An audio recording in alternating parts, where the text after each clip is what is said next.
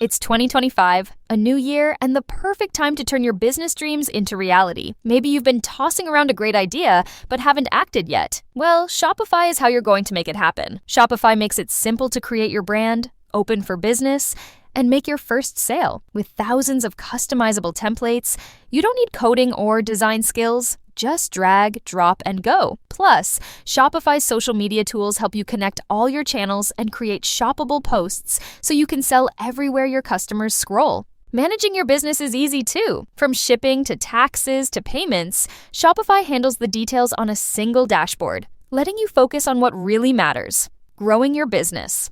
Established in 2025 has a nice ring to it. Blog Talk Radio.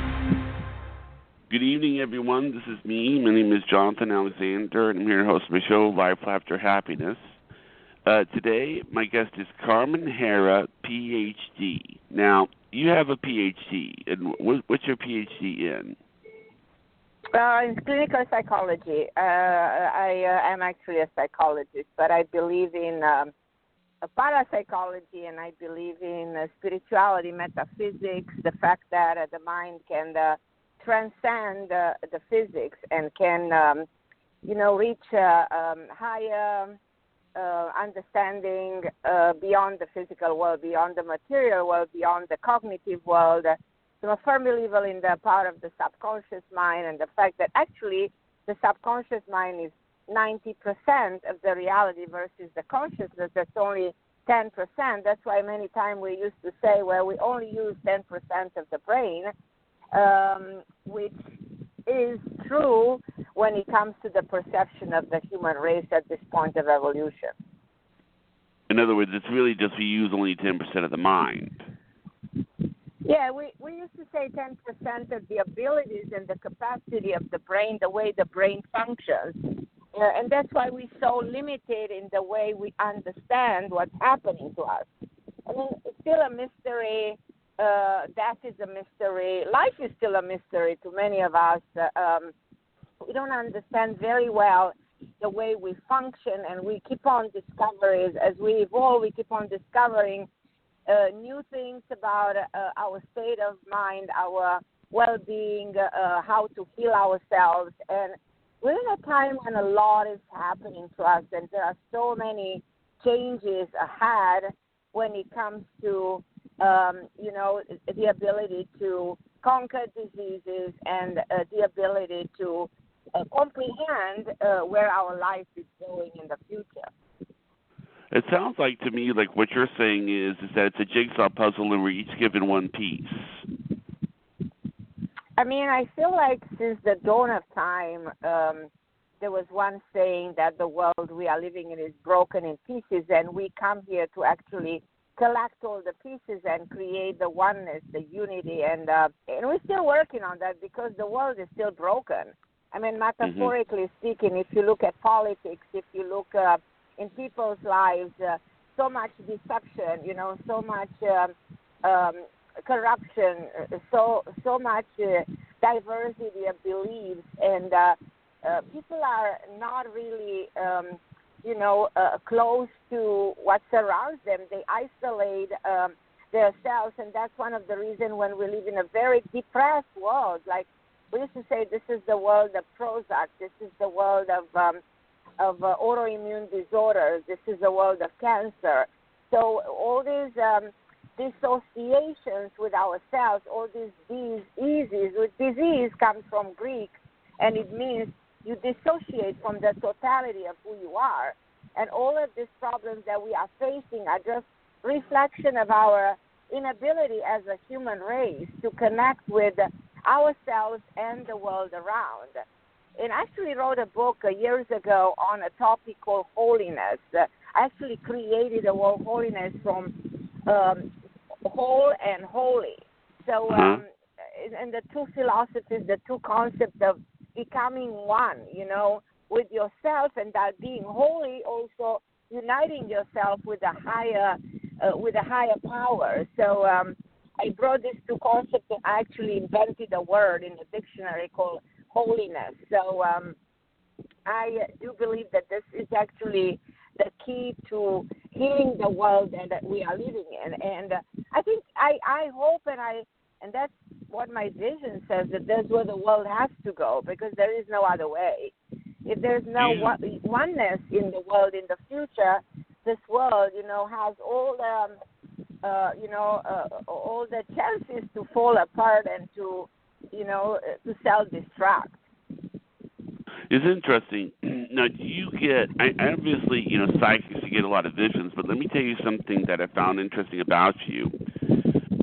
When I, I have an aunt who has, she can speak 3 languages, and I have, friends who, and what I've found is that sometimes when someone is born, speaking one language or something, that's the language that they dream in, Mm-hmm. And I guess what I'm wondering is, you said in your book, I read in the book that you're in the top 100 top psychics and astrologers in America, that there's basically, you speak, I don't know, a few languages. Does your visions come in other languages? I speak perfectly French, I speak Italian, I speak Romanian, I speak Hungarian, I speak some German, I speak some Spanish. And what's interesting about me, I was a performer in my youth. I was a famous singer touring all over Europe at the age of 16 to 20 something, and I had a great time doing it. And I used to sing, for instance, with the most famous Russian singer, Alla Pugacheva, and I used to sing in Russian. But it's interesting. I sang so well in different languages. I'm singing in Hebrew without knowing the language, but I sing well that people don't actually acknowledge I am not Jewish, But what I'm trying to say is that when you get a psychic vision in its words, does it appear in English or does it appear in other languages? It can appear in different languages. And there's this ability of speaking so many languages, I do believe, comes from something that is rooted in the unconscious mind, in the subconsciousness, where all the memories about us exist. And if we don't really want to believe in past life, that how can we explain Mozart playing the piano without anybody teaching him at the age of 4? So we came from a drop of memory that stores information about us and previous experiences. So that is actually proof that, we survived the physical death, but we take with us the memory of who we are, we have been, and where we're coming from, and then we bring those memories back to a different life. If you accept the philosophy of Einstein, that actually energy converts into matter, converts into the physical world, and that will explain that we might live different lives, not only one, and we take with us the previous experiences. I remember myself clearly. I'm actually also a hypnotherapist, so I went to college for that. I studied that. At a private school, but I was so fascinating to hypnotize people because of whatever they remember that happened to them, and it made perfect sense. So I remember a life in France clearly. I know where I lived, and I was an opera singer, and I can sing opera without anybody teaching me. I have a voice for that. I remember how I look, who I was, and I checked that, and yes, there was a famous singer that lived in that time in France, and I speak perfect French. From an early age, nobody speaks French in my family. So it's just all of this proves that, yes, we carry memories, and yes, they will, manifest. So everybody who wants to know more about them, they need to dig deeper into their subconscious mind and find out what has happened to them before, and why many experiences that we bring to life are just a reflection of something that already happened to us in a different time. Now, when you do your psychic abilities, how does it come to you? How does it appear to you? Well, when I talk to somebody, I talk to people all over the globe. My book's translated in 20 languages. So I have people calling me from Japan. I have people calling me from Australia, from Sweden, from Denmark, from France, from anywhere. So when I connect with somebody, I just had a very clear perception of who they are, where they're coming from, what's happening to them, the things that they have never resolved. So in a matter of minutes, I'm able to detect things that I cannot even explain. I tell you the truth. Many times I wonder how can I speak with somebody. I've never seen their face, but I know the name of their dead parents, and I know what happened to them when they were 10 years old, and I know the problems that they have at that point with more clarity that they know their own problems. So then it was fascinating with this ability, and that's one of the reasons I dig deeper into getting knowledge about the power of the mind and understanding the way the mind works and understanding the human disturbances in the brain and the diseases of the brain, like all these diseases, that paranoia, people that claim like they hear voices, they see things, where is all of this coming from in somebody's life? So to me, that was like amazing to try to get a scientific understanding about we as humans, how can we explain the ability of the brain to go beyond the physics and become intuitive. Like intuition, it is, no doubt, to me, an ability, exactly like imagination, exactly like creativity or memory. So the brain has numerous abilities, and one of the abilities is actually the intuitive mind one. Now, the intuitive mind bridges the one side of the brain, the left side that operates on the cognitive mind, with the right side of the brain that operates on the memory, which is the subconscious mind. Mm-hmm. Now, in between the two parts of the brain, the two hemispheres of the brain, there are some glands, the pineal, the pituitary glands, that are, supposedly bridging the two levels, and they take, take you to the beyond the sensory, beyond the fifth dimension, into the sixth sensory level, the sixth sense. And that's what is considered to be the intuitive mind. Now, we have more than six sense. We have seven sense, eight sense, nine sense. I mean, we have a lot of sensories that we are not actually accessing because we operate on the touch, the smell, the hear, the taste. So these are the sensories, the so-called five sensory, five level of the physical.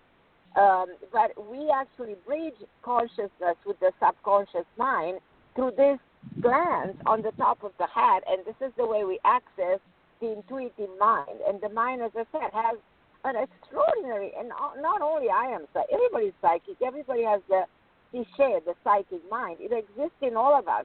Some of us, we deny it because we operate on the belief that, no, it's too scary, I'm frightened, I don't even want to think about being intuitive because there's not something I am trained or told or that I can comprehend. And you know what? We as humans, where we don't understand something, we act in a negative way. Like when Jesus says, I'm the Son of God, we kill him. When Giordano Bruno says the earth is round, we kill him. So we kill what we don't understand. We destroy what we don't comprehend. But I hope, for the sake of our evolution, that we will stop doing that, and we start opening to the possibility there's something out there within ourselves that we need to cultivate and bring to the surface, because this is the only way. You know what I mean? We'll emerge. Now, let me ask you this. When you hear someone's voice, do you pick up on things? Yeah, when you hear a voice, you pick up on the frequency of the person. We operate on vibration energy. So you pick up the vibration of the person. Yeah, the reason I asked that question is that before I interviewed you, I gave you a tape of a show, and you said, you did great. Yes, and I was like, wow. I mean, usually up until now, when someone hears a voice, I said, okay, I heard it. You're the first person that said you did great, in a long time. I mean, did you pick up on anything from the voice, my voice? Well, when you pick up from the voice, you pick up how deep and profound that person operates at the level of their perception. You pick up their diseases, their issues, their unresolved feelings, because a voice is the sound. When you speak, it's a sound that comes out of us. It's so interesting. And that sound reverberates in the universe, and creates like a ripple effect. So that's why it's important what we speak and what we say and how we speak and what kind of a language we speak, because there are languages that are more have more consonants and languages that even that is an outstanding and remarkable understanding about who we are and how we function. So Did you pick up anything from my voice, though? Well, there's many things I pick up of your voice. First of all, I can tell for sure that you are somebody who have your own life in the past. So I pick up somebody who lived many lives as more like a monk. I have a sense of you living in Tibet, in different parts of the world. I have a sense of somebody who loves to study, loves to introspect. I pick up on somebody who has a lot of karmic issues with family members, with being close to somebody because there are wounds. You carry wounds from the past, you know. I pick up on some issues that you might have to do that have to do with your health. Take care of sugar in your system. I don't know if you carry energetically, and I'm asking you if there was anybody in your family that had diabetes or a circulatory problem. Can you tell me if that exists? Nobody's in my family is having diabetes, but you know, it's sort of funny that you mentioned the Buddhist monk. Are you saying that I was a Buddhist monk in a former life? You were a Buddhist monk, but the diabetes part, and I want to finish that, is something that I feel, I know that you have it, I feel like if it's not genetic, then one of the advice that I will give you that you might probably not understand right away or not really see the connection, is that something that tells me to stay away from sugar, you know, because, of course, sugar is a killer, but I feel like you have a sensitiveness towards that. And I would even advise you that at some point, if you can do a blood work and see how is your insulin level, how is your sugar level, you know, I mean, check on that if you can do that, you know. It's not but see, the reason I'm asking is that I'm currently writing a treatment for a television show to be submitted. Mm-hmm. And, you know, I talked to another psychic, and I told her my birthday was the 28th of May. And then she went, "Aw, you little Gemini, you." You know. Well, May 28th, what it does to you, it gives you a very good year. So you're actually in the year 6. So according to timing, I look at you time-wise, this would be a great year all the way to the summer of the next year to actually bring to life your project. This is a good year to express yourself. This is a good year to create some healing. I have a strong feeling in my head about your mother, like you had a deep karmic connection with your mom. You're not married, am I right? No, I'm not married. There is someone it might be like this is one of the lifetime issues in which you're on your own, and it doesn't bother you. You know, there are people that need to necessarily be connected to other people, but doesn't apply to anybody. We're all different. We all carry different experiences. I mean, I'm not married. However, there is someone very, very special in my life. Yeah, and if there's somebody special, this will be probably the best year ever in the last 20-something to tie the knot or to consider a much closer connection with this person. So because of the tendency for you to go deeper into your, work, and this is the time to finalize work. This is also the time to create that healing with your emotions, you know. The name Elizabeth comes to me. Was there anybody with this name? Yes, I have a cousin named Elizabeth. I don't know. Was there any connection with her? No, there's no connection. It's. I think what it is that I actually think it's your cousin. I hate to say that. I feel this is not somebody who is alive. This is a woman. Now I see her very clearly. Long hair, brown light hair, and she visits you sometimes. It's a spirit. Somebody in the spirit world. She actually claims that she died kind of young, and she gives me a name, George. I don't know who's George for you, but she does talk about this, and George and David, very common names actually. But she does talk about something, and I wonder whether this is somebody from a past life and she didn't incarnate, but there's an issue. It is probably from a past life, ma'am, because honestly, I don't know anybody like. I'm not putting you down. I'm just saying I don't know anybody. This is not from this life. This is not this, but there is an energy. There is somebody. There is a spirit watching and guiding, and I see clearly this woman. It's just so interesting. I won't be surprised if in the future you have dreams of her, because I'm acknowledging her and you haven't acknowledged her. So I don't know how relevant or irrelevant it is, but we all have some kind of a connection with the spirit world sometimes, and there are spirits out there who sometimes they choose to manifest. But are you saying that in 1 year that this project that I'm doing, that this is going to come to pass and will be on the air? This is pretty much the time to make it happen. If you don't make it until the summer of the next year, then there will be probably put on hold for another year because of your own timing. So your timing plays in your favor right now in the next 1 year from now. So this is very much in your favor. So in other words, the summer of 2017. I mean, I'm about ready to submit it. So what you're saying is that if I don't have a contract by next summer, that you think that. So what do you think are the chances that I'm going to have a contract by next summer? You have this have all the chances. So this is your perfect timing to make this work. This is the time to make it work. Don't put it on hold. You know, this is your time to make it happen. Yeah. I mean, do you feel like, because it's really weird. I mean, it's sort of like, I'll be honest with you, for the past, I would say 7 years, I feel like I've been cursed as far as finances are concerned.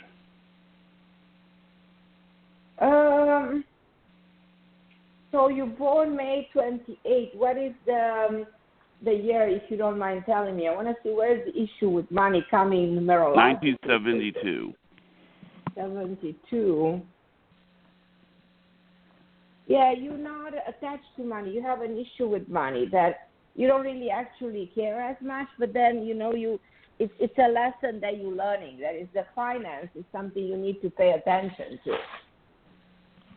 So it turns into a life lesson, Right. So you're missing the finance in your divine codification. You don't have the money. The money is not there. So what we don't have, we need to work on. So I feel like this is your lesson. You need to work very hard on making the money. So it's becoming a difficult quest. Now, I have a question. I had a dream, and I'd like your take on it. You know how when you normally dream about a relative that's passed on, you see them as alive? You know? Well, see, in this particular dream, I was acknowledging that they had passed on. And it was my paternal grandfather and my maternal grandmother. And in the dream, my maternal grandmother, she leaned down and she said, and I won't say her name on the air, she goes, "The woman you're in love with is your soulmate." And then so that's coming from your grandma? Yes. And then my grandfather leaned down and he told me, I'm gonna tell you something, but you won't remember it when you wake up. And did you remember? You didn't remember, no? No, I didn't. Well, probably whatever guidance they want to give to you is referring to this woman and the person in your life that you need to look with the different eyes and make this happen for you. I mean, why do you think I feel the message is very positive. I feel the message is good. I feel like they are protecting you, and they want to see you being happy. Yeah. So that's a good message. So anytime we dream of the people on the other side telling us something, it's very positive. Especially if it's like, yeah. Yeah. It's really a good message. It really is. I mean, I loved your picture in the book of you with the sunglasses. I was like, well, I go down, I sort of look at the picture and I see if I get a connection, and with you I did. It was like Carmen Harra, you're saying with sunglasses and the scarf, and I'm thinking, gee, you know, she really is like the fashion. I thought I was going to be interviewing some fashion diva or something, not a diva in a bad way, but. Well, I did. I did work in the fashion industry in the sense that I designed jewelry for QVC, for the big TV station. So, and me being in the music business, I always pay attention about. Actually, that picture was taken of me shooting a musical video. So, my association with art, with music that goes back to my past lives is very powerful. Right. That's why probably we connect. I felt like somewhere down the line we did meet in a different time. Mhm. So I think your treatment for the. Do you have an agent to help you with this? No, I don't. You need an agent. I can send you to an agent. Probably you can. You need an agent. Without an agent, I don't suggest you submit this. You need somebody. An agent will protect you, will tell you where to go, can be very instrumental in helping you. Don't do it on your own. Do agents work for a commission? Do agents work for commission, though? They sometimes get a 5%, but that's fine because they will get you the deal that you need versus you working on your own and not getting the same deal. The only reason I say that is I mean, I don't have the money to pay an agent. I mean, it would have to be purely commission. You don't need to pay them anything. If they give you a deal, then you give percentage of the money that you get from a deal. Well, your agent, I mean, what has your agent worked with? Well, my agent works with absolutely everybody in getting the book, getting deals, TV shows, getting TV shows from the ground. Okay. I mean, he works with William Morris, the biggest agency in the world. I mean, I think it's worth you trying to talk to them, talk to them, see whatever. No agent will take anything from you unless they will get you something. If they get you a deal and you get money, then you give them a percentage. Right. If they don't get you anything, you don't give them anything. Sounds fair to me. It's just like I sell a book, I have an agent, he sells my book for more money, and when I got the money, I give them a percentage. And I thought I had to register it before I talked to an agent. What did you say? Don't I have to register it with the region? Well, you need to ask. I mean, this is something you need to work on, finding out and asking. Yeah. Okay. All right. I mean, it's up to you. I don't want to tell you what to do, but it's completely No. up to you. If you want to send me the agent's contact info, that'll be fine. I'll definitely send you the info. Okay. You have my ad. Oh, it's right here, man. Okay. Yeah, you send me the contact information. That'd be great. Okay. Okay. Now, when you do, like a reading, do you see something? Do you smell something? Like, how does it work? Well, some people have go on smelling. I don't smell. I just see things. I go more by having a sense and having a vision and having a sense of knowing. Yeah.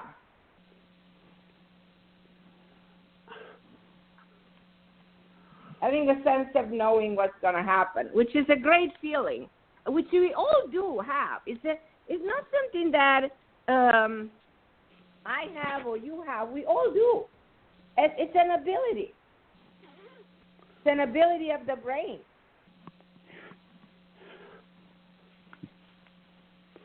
Yeah. I mean, it is. It's something that I understand. I mean, we all have the voice, but we're not all singers. So it's something that we do have, and some of us are aware, some of us are not, I know. It's but just we all amazing. have it. Now, I have a question. When you give a reading, and if you don't mind, if you don't want to answer this, you don't have to answer this, but how much do you charge for readings? Well, it depends. You know, I'm a person who I believe if somebody needs help, I'll even do it for $50. I have people that I charge $25. It's just unbelievable how I had a session of an hour today with a woman from England who I didn't charge anything because she was in a desperate situation, and I said, well, I'm here to help people. But, you know, I have to survive like everybody. I'm reasonable. My fees are pretty high because I have a PhD. I went to college. Actually graduated 2 colleges. One in Europe, the Babeș-Bolyai University, which is in Europe, and it was a fabulous school. And then I go to a college, Somerset Christian College, which is in New Jersey. So I actually went twice to school. And I will go to school even now. You know, I mean, I'm so convinced that school is so instrumental in helping us, you know, grow at the level of knowledge. And it's just, I will encourage people to go back to school all the time. Doesn't matter their age. It's beautiful. Okay. Well, so, it's been great interviewing you. I think we've just about out of time. But listen, thank you for coming on. I hope we can do maybe another interview soon. Okay? Well, thank you so much for having me. So I don't know if your listeners want my information is they go to Carmen Harra, CarmenHarra, Carmen Harra, CarmenHarra.com, and this is the way people can find me and be in touch with me. And thank you so much for having me. I really wish you the best of luck with your project. Okay, thank you. You can send the agent contact info, right? Thank you. Okay, sure. Bye-bye.